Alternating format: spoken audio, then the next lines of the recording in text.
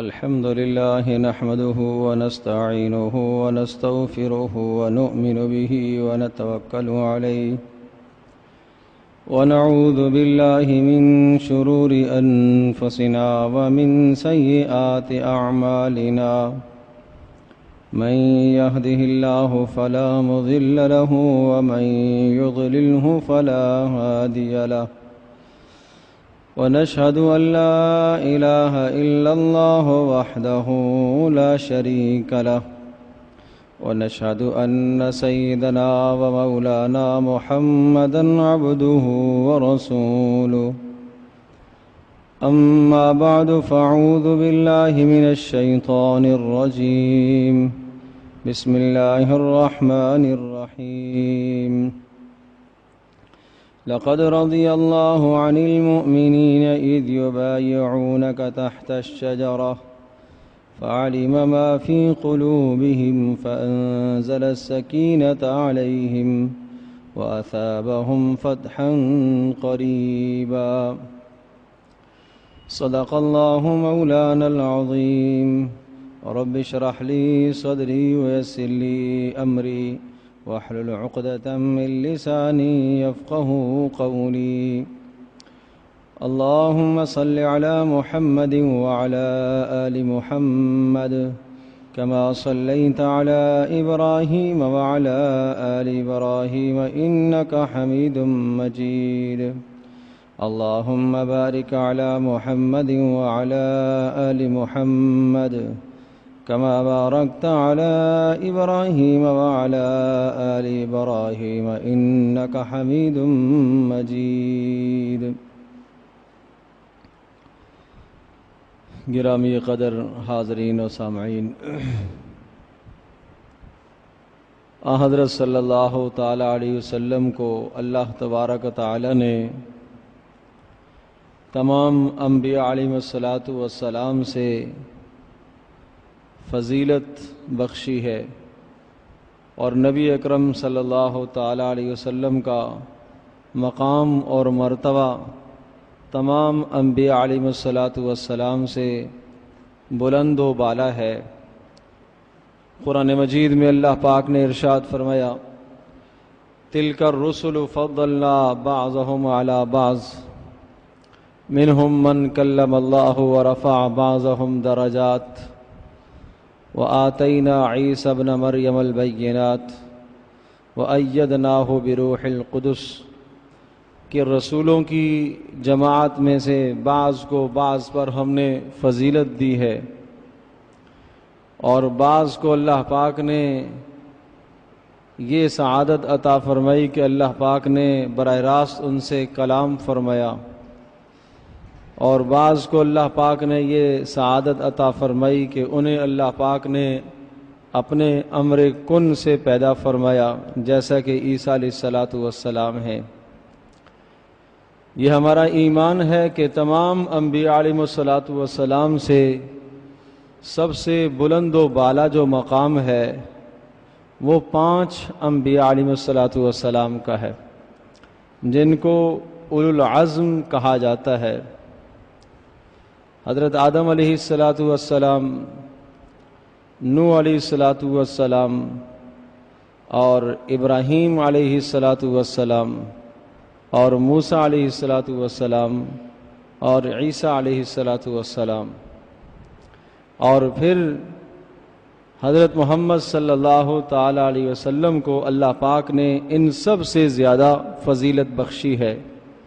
حضرت صلی اللہ تعالی وسلم کو جو اللہ پاک نے کمالات اور خوبیاں دی ہیں، ہر اعتبار سے کامل بنایا۔ نبی علیہ السلام کے جو اصحاب ہیں، صحابہ ہیں، وہ بھی گزشتہ انبیاء علیہ السلام کے اصحاب سے افضل اور اشرف ہیں۔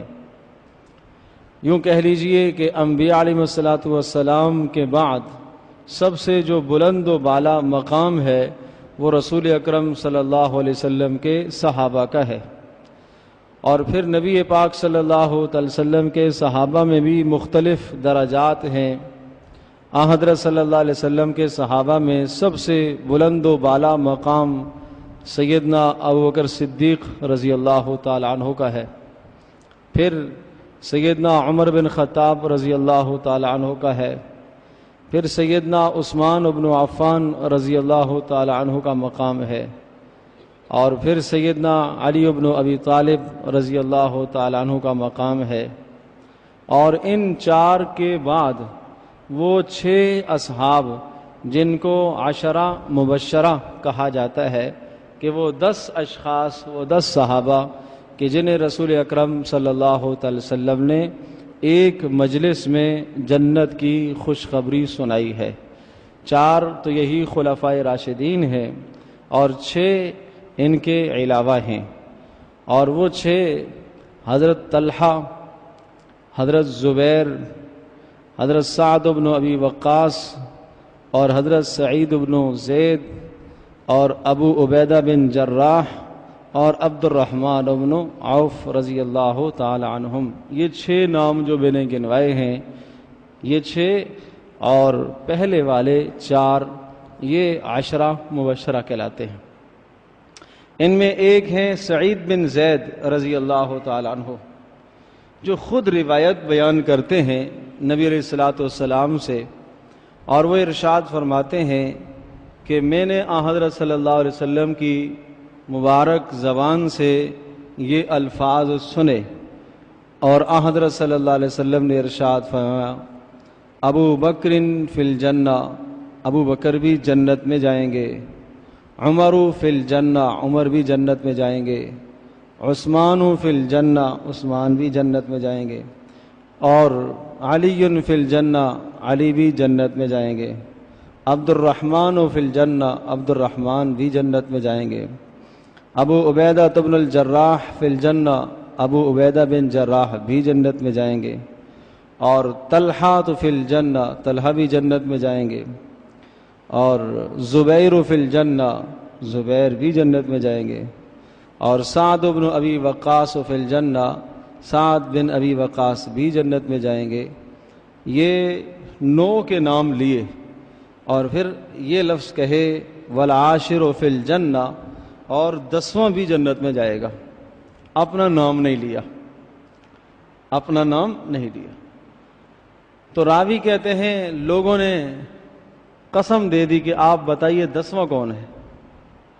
تو پھر ارشاد فرمایا کہ اچھا اگر تم نے مجھے قسم دی ہے تو پھر سنو، 10واں سعید بن زید ہے۔ اپنی طرف اشارہ کرتے ہوئے ارشاد فرمایا 10واں میرا نام ہے۔ تو اس روایت کے راوی سعید بن زید رضی اللہ تعالی عنہ، جو خود ان 10 اشخاص میں، ان 10 جماعت میں، 10 افراد میں شامل ہیں، وہ سعید بن زید اس روایت کے خود راوی ہیں، اور انہوں نے جب یہ روایت بیان کی تو پہلے اپنا نام ذکر نہیں کیا، تواضع کی وجہ سے، انکساری کی وجہ سے، لیکن جب انہیں قسم دی گئی، اصرار کیا گیا، تو پھر انہوں نے اپنا نام ذکر فرمایا اور ارشاد فرمایا کہ ہاں 10ویں سے مراد میں ہی ہوں۔ پہلے یہ کہا العاشر فی الجنہ کہ 10واں بھی جنت میں ہے۔ لوگوں نے پوچھا آپ کو اللہ کی قسم ہے آپ بتائیے 10واں کون ہے؟ تو پھر ارشاد فرمایا کہ 10ویں سے مراد میں ہی ہوں۔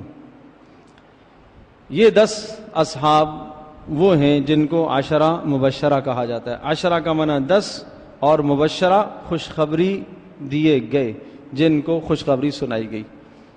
ان 10 کے بعد جو مقام آتا ہے وہ اہل بدر کا ہے، وہ اشخاص جو بدر میں شریک رہے، حضرت صلی اللہ علیہ وسلم کے ساتھ غزوہ بدر میں جو شریک تھے۔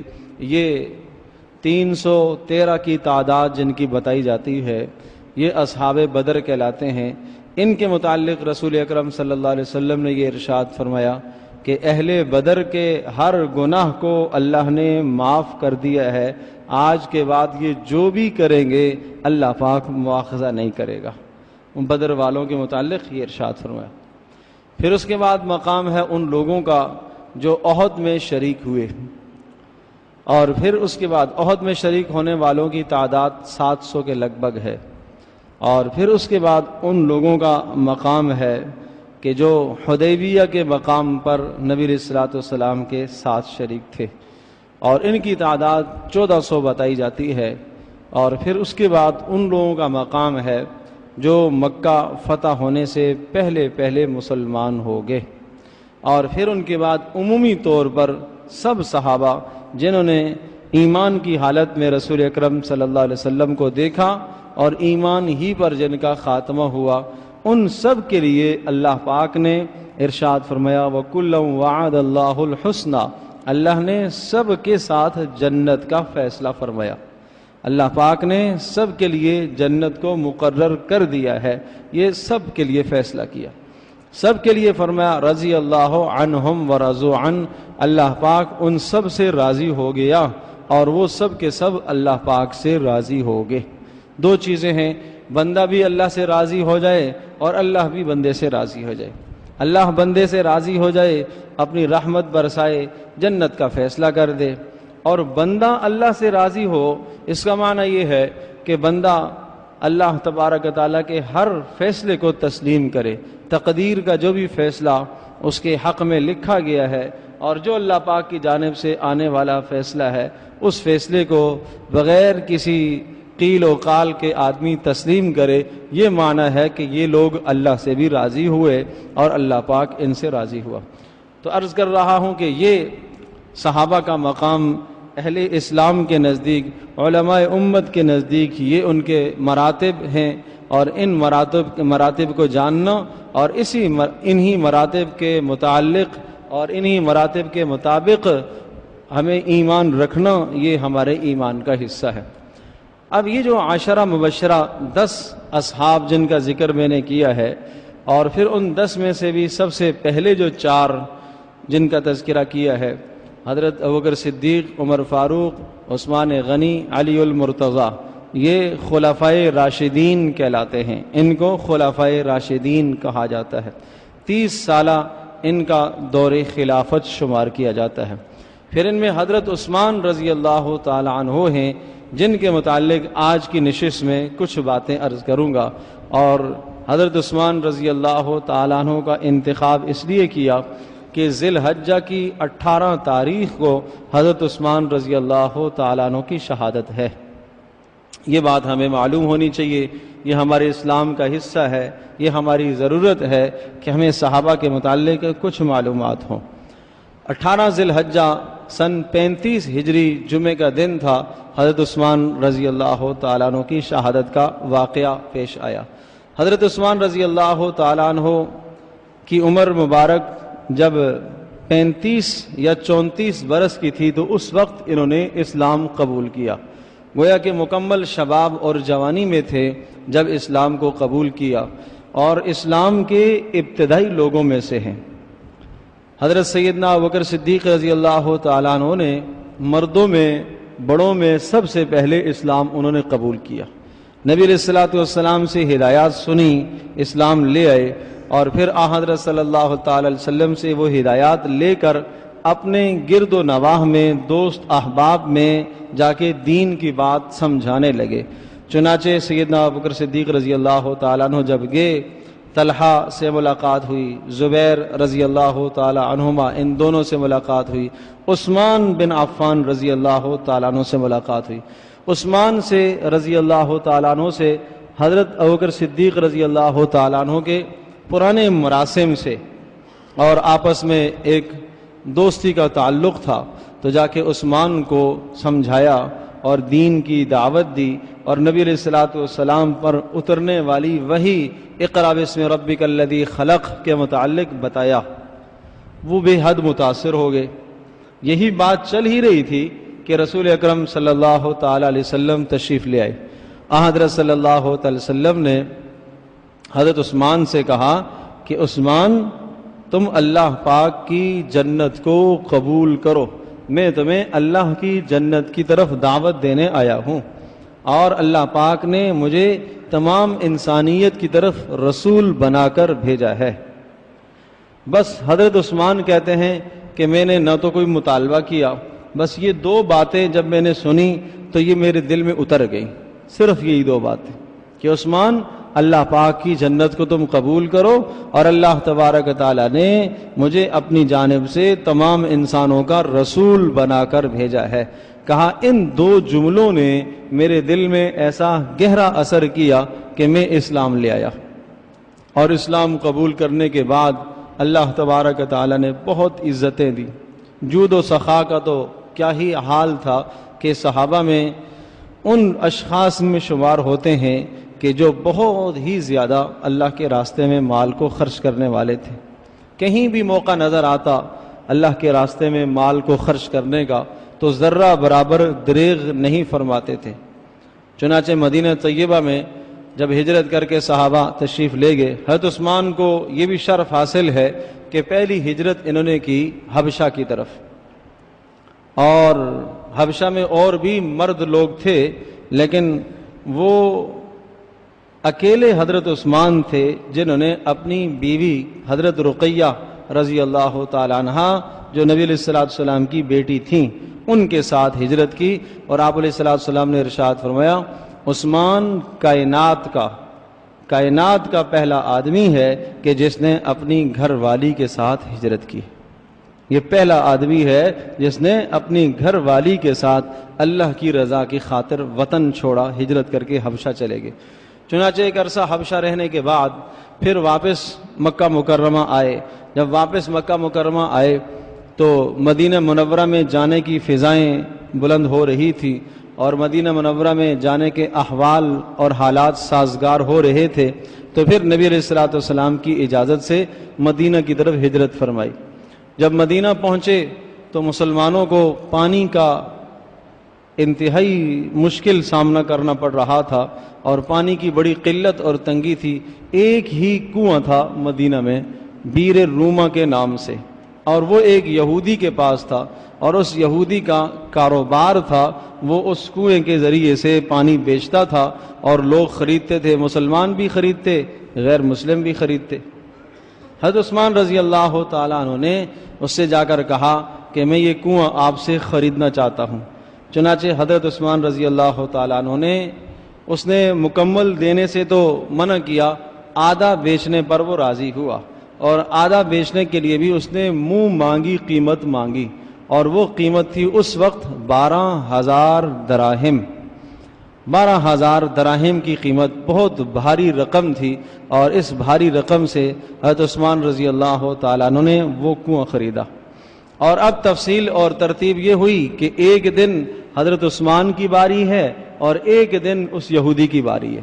یہودی اپنی باری میں پانی کو بیچتا تھا، حضرت عثمان رضی اللہ تعالیٰ عنہ کی جو باری تھی، جو دن تھا، حضرت عثمان رضی اللہ تعالیٰ عنہ نے تمام مسلمانوں میں اعلان کر دیا کہ جو میری باری کا دن ہے اس دن تمام مسلمانوں کو پانی بھرنے کی اجازت ہے، کسی مسلمان سے کوئی پائی پیسہ نہیں لیا جائے گا۔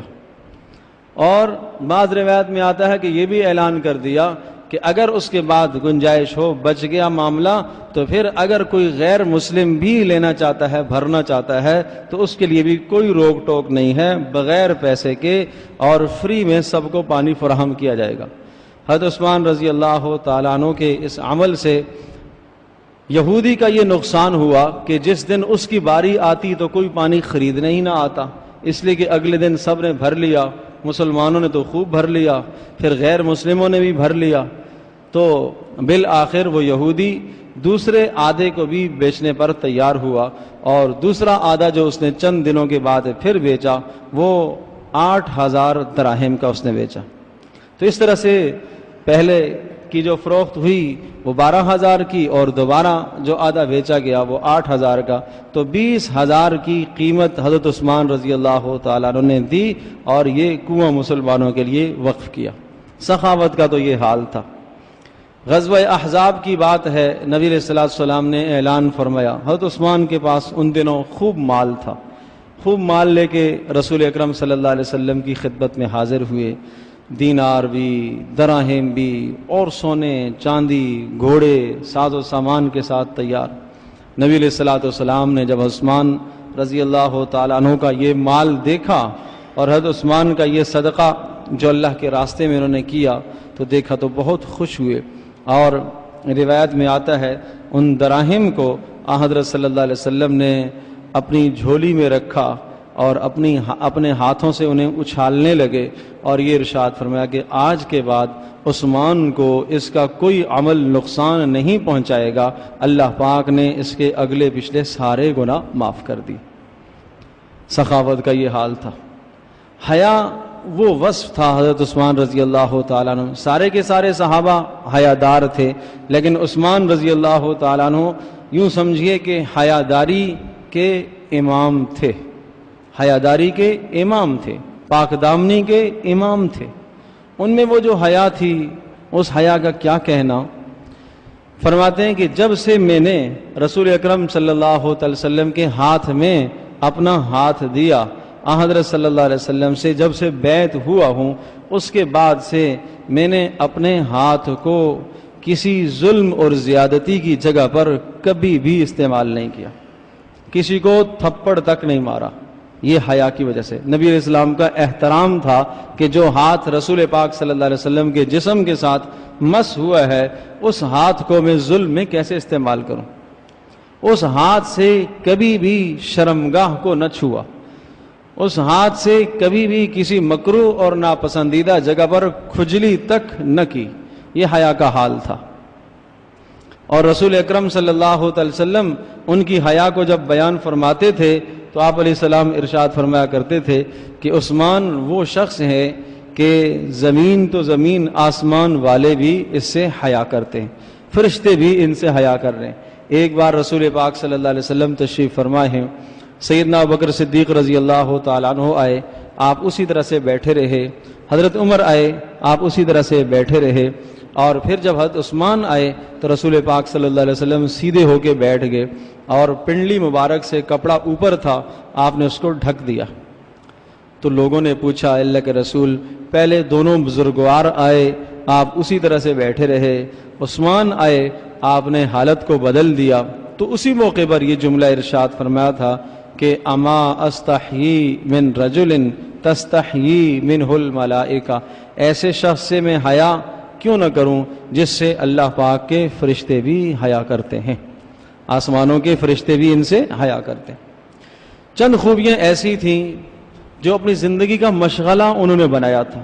اپنی زندگی میں فرمایا کرتے تھے کہ 3 کام تو مجھے بڑے پسند ہیں، 3 کام بہت پسند ہیں، میں اور آپ بھی ان 3 کاموں کو جہاں تک ممکن ہو اختیار کریں، اور اگر اختیار کریں گے تو اللہ پاک قیامت کے دن انہی کے ساتھ ہمارا حشر فرما دے۔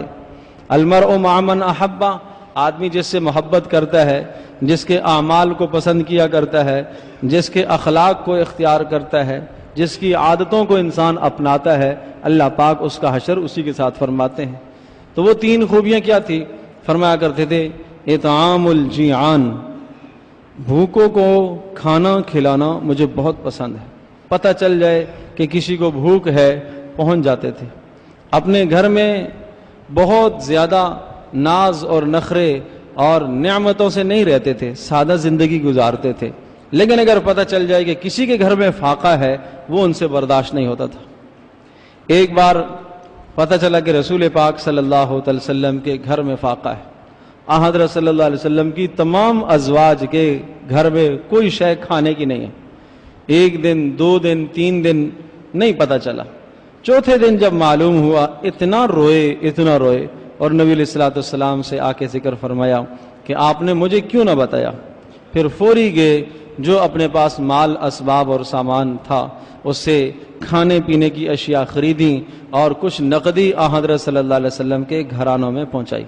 جب پتہ چلتا تھا کہ کوئی بھی شخص، یہ تو رسول پاک صلی اللہ علیہ وسلم کا گھرانہ تھا، کسی عام آدمی کے متعلق بھی اگر محسوس ہوتا تھا تو فوری پہنچ جاتے تھے۔ ایک شخص آئے نبی علیہ السلام کے پاس کچھ مانگنے کے لیے، حضرت صلی اللہ علیہ وسلم کے پاس دینے کے لیے کچھ نہیں تھا۔ رسول اکرم صلی اللہ علیہ وسلم نے ان سے یہ کہا کہ تم چلے جاؤ عثمان کے پاس۔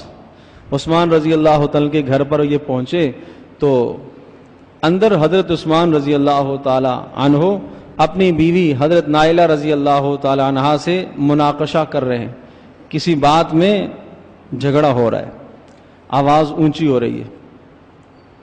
اور جھگڑا کس بنیاد پر ہو رہا ہے؟ جھگڑا اس بات پر ہو رہا ہے، عثمان یہ کہہ رہے ہیں اپنی گھر والی سے کہ آپ نے آج رات چراغ میں بتی موٹی ڈالی ہے جس سے تیل زیادہ ضائع ہو گیا۔ اندازہ کیجئے، اس بات پر جھگڑا ہو رہا، اس بات پر گھر والوں کو ڈانٹ رہے ہیں۔ اس شخص نے یہ آواز سنی تو وہ کہنے لگا دل دل میں کہ یہ مجھے کیا دے گا جو اپنی بیوی کو اس بنیاد پر ڈانٹ رہا ہے کہ آپ نے چراغ میں بتی موٹی ڈالی ہے جس سے تیل زیادہ جل گیا ہے، اس کے بخل کا تو یہ حال ہے، مجھے کیا دے گا؟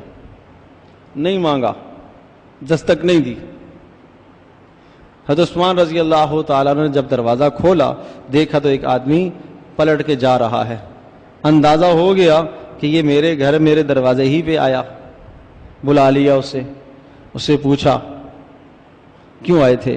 اس نے کہا رسول اکرم صلی اللہ علیہ وسلم کے پاس سوال اور ضرورت لے کے آیا، حضرت صلی اللہ علیہ وسلم نے مجھے آپ کے گھر کا بتایا، یہاں آیا تو دیکھا تو آپ تو اپنی اہلیہ سے اس بنیاد پر لڑ رہے ہیں، میرے دل میں یہ بات آئی کہ آپ کیا دے پائیں گے؟ تو پھر لے گئے اسے گھر اور ایک تھیلی میں دراہم برے، اللہ اکبر، اسے دے دیے۔ وہ اتنے تھے کہ اس کی اور اس کی نسل کو کافی ہو جائے، اتنا مال تھا۔ وہ بڑا حیران، ادھر دراہم کو دیکھے اور ادھر حضرت عثمان رضی اللہ عنہ کے چہرے کو دیکھے، سوچ میں پڑ گیا، پھر بولنے پہ مجبور ہو گیا اور کہنے لگا آپ یہ تو بتائیے کہ ادھر تو آپ کا یہ حال دیکھ رہا تھا کہ آپ گھر میں جھگڑ رہے تھے، اور دوسری طرف میں نے یہ دیکھا کہ آپ نے اتنا مجھے دیا کہ جو مجھے اور میری نسل کو بھی کافی ہو جائے۔ پھر ارشاد فرمایا وہ جو جھگڑا تھا وہ اپنی ذات کے لیے تھا، وہ اپنی ذات کا گھر کا خرچ ہے، اس لیے اس میں جھگڑا تھا، اور یہ جو تجھے دیا ہے یہ اللہ کی رضا کے لیے دیا ہے، اس کا اجر مجھے اللہ پاک دیں گے۔ اور تو آیا کون ہے، کہاں سے؟ تجھے رسول اکرم صلی اللہ علیہ وسلم نے جو بھیجا ہے، یہ دو نسبتیں ہیں تیرے ساتھ، اس لیے تجھے میں نے اتنا دیا ہے۔ تو اپنے گھر کی کفایت شعاری کا یہ حال تھا کہ انتہائی حساس تھے گھر کے معاملے میں، اور ادھر سخاوت کا یہ حال تھا کہ ایک ایک وقت دسترخوان پر کھانا کھانے والے 80 افراد بھی ہوتے تھے ایک ٹائم میں، یہ حال تھا۔ بہت زیادہ سخاوت تھی۔ تو یہ جملہ تھا ان کا، اطعام الجیعان، کہ بھوکوں کو کھانا کھلانا مجھے بڑا عزیز ہے۔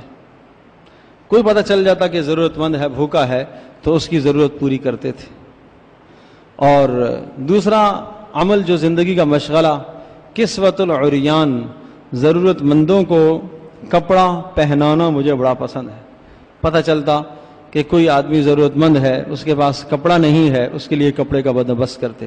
حدیث پاک میں آتا ہے کہ جس نے اس دنیا میں کسی مسلمان کو کپڑا پہنا دیا، ضرورت مند کو کپڑا فراہم کیا، اللہ پاک اس کے بدلے میں کپڑا پہنانے والے کو جنت کا جوڑا پہنائے گا۔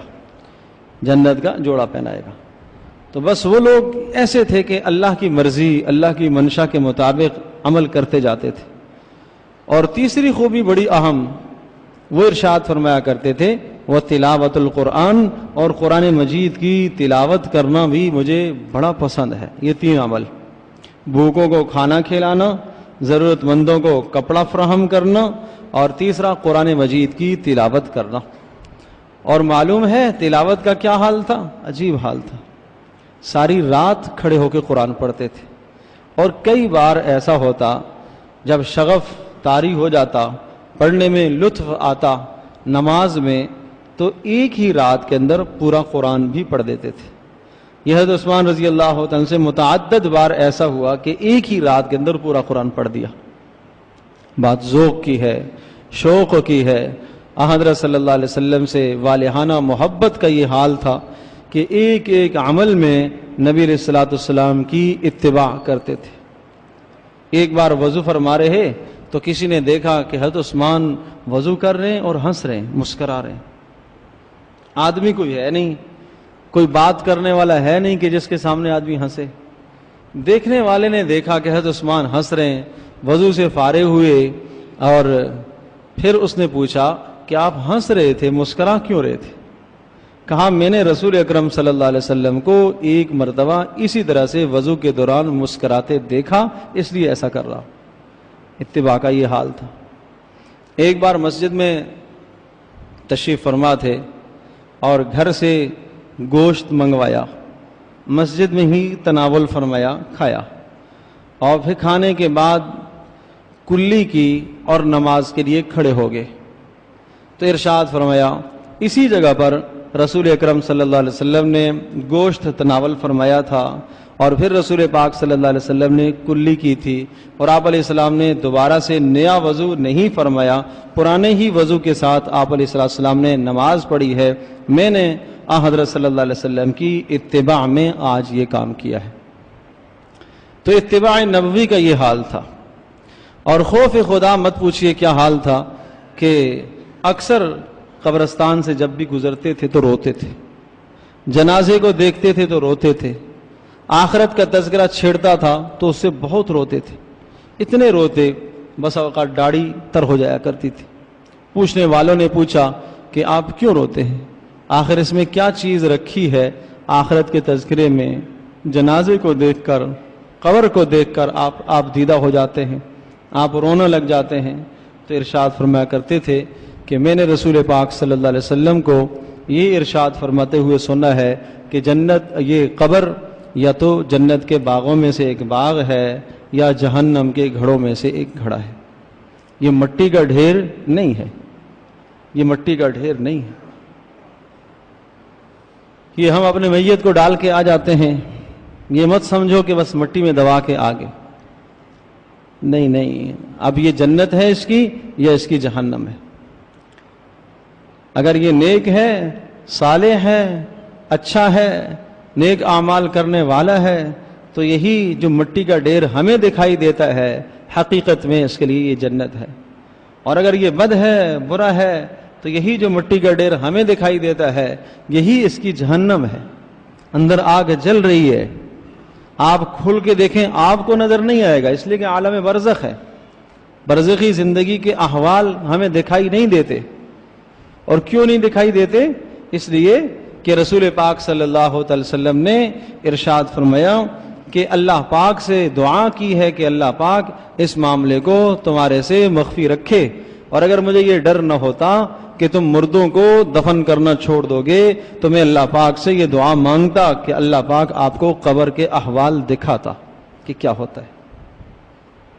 والذی نفسی بیدی لو تعلمون ما اعلم لضحکتم قلیلا ولبکیتم کثیرا۔ اللہ پاک کی قسم جس کے قبضے میں میری جان ہے، قبر کے احوال جو میں جانتا ہوں اگر تمہیں پتہ چل جائیں، لضحکتم قلیلا، تمہارا ہنسنا ختم ہو جائے، ولبکیتم کثیرا، اور تم رونے لگ جاؤ، ولخرجتم الی الصعدات تجأرون الی اللہ، اور تم جنگلوں کو نکل جاؤ اللہ پاک کی پناہ مانگتے ہوئے، اللہ کو راضی کرنے کے لیے۔ وما تلذذتم بالنساء علی الفرشاس، اور تم نرم اور گداز بستروں کو چھوڑ دو، اور تم اپنی بیویوں سے لطف اندوز ہونا چھوڑ دو، اگر وہ احوال جو قبر کے مجھے معلوم ہیں اگر تمہیں پتہ چل جائے تو تمہاری یہ کیفیت بن جائے، تم برداشت نہ کر سکو۔ حضرت صلی اللہ علیہ وسلم کے ان ارشادات کے بعد، اس لیے کہ ان ارشادات پر ان لوگوں کا ایمان تھا، ان فرمانوں پر ان کا ایمان تھا، ان اقوال پر ان کا ایمان تھا۔ نبی علیہ السلام نے ارشاد فرمایا، آپ علیہ السلام کے فرمان کو دیکھنے سے زیادہ یقین رکھنے والے تھے، دیکھنے سے زیادہ۔ وہ اپنی نظروں کے، اپنی آنکھوں کے مشاہدات کو جٹلا دیتے تھے، نبی علیہ السلام کے ارشاد کے مقابلے میں ان کی زبان سے جو نکلی ہوئی بات تھی اس بات پر وہ یقین تھا جو دیکھی چیز پر یقین نہیں کرتے تھے۔ اللہ کے نبی نے بتایا یہ زیادہ حق ہے، ہمیں جو نظر آ رہا وہ غلط ہے، اللہ کے نبی نے جو فرمایا وہ حق ہے، وہ سچ ہے۔ تو یہ خوف کا حال تھا۔ میرے عزیز دوست اور بزرگوں، آج ہم میں سے ہر آدمی کی ضرورت ہے کہ ہم بھی اپنی آخرت کو یاد کریں، ہمیں بھی مرنا ہے، ہمیں بھی اس قبر میں جانا ہے، اس قبر سے سوال ہوگا، وہاں پالا پڑنا ہے ہر انسان، چاہے محل میں رہ رہا تو جب بھی آخری مقام وہی قبر ہے، چاہے ایک جھونپڑے میں رہ رہا جب بھی آخری مقام دونوں کا برابر ہی ہے، ابتدا جیسی کیسی بھی ہو انتہا دونوں کی ایک ہی ہے، مٹی ہی مٹی ہے۔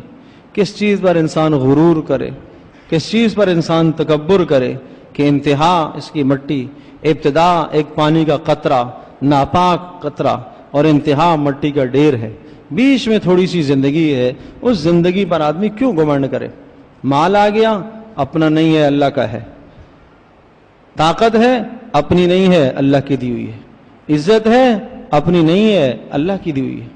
جو کچھ ہے اپنا نہیں ہے، اللہ کا دیا ہوا ہے۔ سلیمان علیہ السلام کو اللہ نے حکومت دی، اقرار کروایا، یہ کہو ھذا من فضل ربی، یہ میرے اللہ کا فضل ہے، یہ میرا کچھ نہیں۔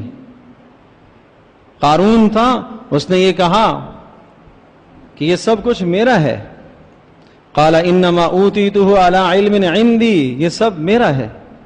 جب اس نے میرا ہے یہ کہا، اسی میرے کے اندر ہی دھنستا ہوا زمین میں چلا گیا۔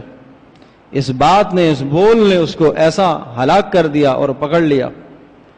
فرعون نے کہا لی ملک مصر وہذہ الانہار، ارے صاحب ملک مصر میری سلطنت ہے، یہ نہریں یہ میرے حکم سے چلتی ہیں، یہ دریا یہ میرے حکم سے چلتا ہے۔ وہی دریا جس کو کہتا تھا میرے حکم سے چلتا ہے، وہی اس کی ہلاکت کا ذریعہ بنا۔ تو اللہ پاک نے حضرات انبیاء علیہ السلام کے تذکرے، سلیمان کی حکومت کا کیوں ذکر فرمایا؟ اسی لیے کہ دیکھو حکومت اور سلطنت کے ہوتے ہوئے بھی اللہ پاک کو انہوں نے خوش کیا، راضی کیا۔ عثمان رضی اللہ تعالیٰ عنہ صاحب مال ہونے کے باوجود بھی، عبد الرحمن ابن عوف رضی اللہ تعالیٰ عنہ صاحب مال ہونے کے باوجود بھی اللہ کو راضی کیا۔ تو مال کے ساتھ بھی اللہ کو راضی کیا جا سکتا ہے، دنیا کی سلطنت کے ساتھ بھی اللہ کو راضی کیا جا سکتا ہے، دنیا کے اقتدار کے ساتھ بھی اللہ کو خوش کیا جا سکتا ہے۔ حضرت عثمان رضی اللہ تعالیٰ عنہ کے خوف خدا کا یہ حال تھا، اور پھر حضرت صلی اللہ علیہ وسلم کے ساتھ وہ والہانہ محبت اور عقیدت تھی، وہ احترام تھا کہ نبی علیہ الصلوۃ والسلام کے شہر مبارک میں خون ریزی نہیں ہونے دی۔ اور حضرت علی نے، دیگر اشخاص نے، صحابہ نے یہ کہا کہ آپ ہمیں اجازت دیں، جن لوگوں نے آپ کے گھر کا گھیراؤ کیا ہوا ہے، محاصرہ کیا ہوا ہے، ہم انہیں قتل کر دیں۔ دو باتیں ہیں، یا تو آپ خلافت چھوڑ دیں اور ہم نیا خلیفہ نامزد کر کے ہم ان سے نمٹ لیں۔ تو ارشاد فرمایا بھائی، مجھے رسول پاک صلی اللہ علیہ وسلم نے یہ ارشاد فرمایا تھا کہ اللہ پاک تجھے ایک قمیص پہنائے گا اور لوگ اس کو اتارنے کی کوشش کریں گے تجھ سے، آپ مت اتاریے گا۔ وہ قمیص خلافت تھی کہ اللہ پاک نے مجھے یہ خلافت عطا فرمائی ہے، میں اس کو حضرت صلی اللہ علیہ وسلم کے فرمان کے مطابق نہیں چھوڑ سکتا۔ باقی رہی یہ بات کہ قتل کروا دیے جائیں، میں اس کی اجازت نہیں دیتا کہ رسول اکرم صلی اللہ علیہ وسلم کے مبارک شہر کے اندر خون ریزی ہو۔ پھر جمعہ کا دن تھا، تھوڑی دیر جمعے سے پہلے آرام فرمایا، روزے میں تھے اور قرآن مجید کی تلاوت فرما رہے تھے، اور جب بیدار ہوئے تو پھر اپنی اہلیہ کو بلایا اور یہ ارشاد فرمایا کہ اب میری شہادت کا وقت آ گیا ہے۔ اب میں نے خواب میں دیکھا رسول پاک صلی اللہ علیہ وسلم، ابوبکر صدیق رضی اللہ تعالیٰ عنہ اور عمر فاروق رضی اللہ تعالیٰ عنہ تینوں تشریف فرما ہیں، اور مجھے یہ ارشاد فرما رہے ہیں کہ عثمان آج افطاری آپ نے ہمارے ساتھ کرنی ہے۔ تو بس مجھے یقین ہے کہ میرا آخری ٹائم آ گیا ہے۔ تو اس طرح سے جان دے دی انہوں نے نبی علیہ الصلوۃ والسلام کے شہر کا، آپ علیہ الصلوۃ والسلام کے گھرانے کا، نبی علیہ الصلوۃ والسلام کی مسجد کا تقدس پامال نہیں ہونے دیا۔ حضرت صلی اللہ علیہ وسلم کا اس قدر احترام کرتے تھے۔ تو میرے عزیز دوستو اور بزرگوں، بہت بلند و بالا وہ لوگ تھے جو ان کی وہ عادات اور وہ صفات آپ کے سامنے ذکر کی گئی ہیں جو ہمارے لیے قابل اتباع ہیں، ہم اتباع کرنے کی کوشش کریں۔ خوف خدا کا جو حال تھا ہم اپنے اندر پیدا کرنے کی کوشش کریں، اور سخاوت کا جو عالم تھا اپنے اندر لانے کی کوشش کرو۔ قرآن مجید کی تلاوت کا جو حال تھا اپنے اندر پیدا کرنے کی کوشش کریں، اور ضرورت مندوں کو کھانا کھلانا اور ضرورت مندوں کو کپڑا پہنانا، یہ جو خوبیاں تھیں ان خوبیوں کو اپنانے کی کوشش کریں۔ اور رسول پاک صلی اللہ علیہ وسلم کا ارشاد ہے کہ جو آدمی جس سے محبت کرے گا اور جس کی وضع قطع اختیار کرے گا، جس کی عادات اور اطوار کو اختیار کرے گا، اللہ پاک اس کا حشر اسی کے ساتھ فرمائے گا۔ اللہ پاک مجھے بھی آپ کو ہم سب کو عمل کی توفیق نصیب فرمائے۔